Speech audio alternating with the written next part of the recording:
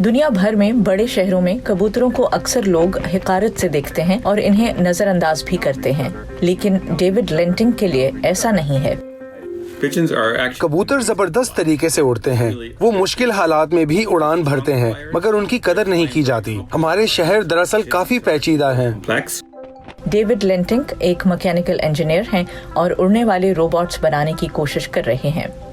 अब शहरों में जैसे जैसे ड्रोन्स वगैरह मकबूल हो रहे हैं, कबूतरों से बहुत कुछ सीखा जा सकता है।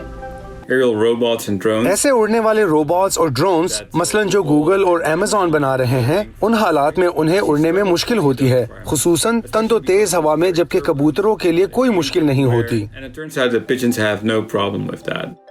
ये देखने के लिए कि कबूतर कैसे उड़ते हैं, डेविड और स्टैनफोर्ड में इनकी टीम कबूतर तैयार कर रहे हैं। उड़ान के दौरान परों की शक्ल बदल जाती है और मुख्तलिफ शक्ल होती है, इसलिए परिंदे हर वक्त अपनी जिस्मानी शक्ल बदलते रहते हैं। टीम ने दरियाफ्त किया कि परिंदों की इन पेचीदा शक्लों को मशीन से बनाया जा सकता है।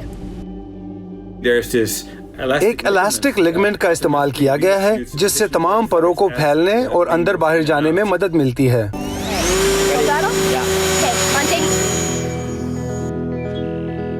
It's amazing how it moves. ये पिजन बॉट या कबूतर रोबोट हवाई जहाज के डिजाइन को बदल सकता है, लेकिन पहले हो सकता है कि ये कुछ पहुंचाने के लिए आपके दरवाजे पर आ जाए।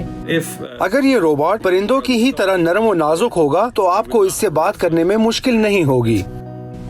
मैट डिबल के साथ नुखबत मलिक, वॉइस ऑफ अमेरिका।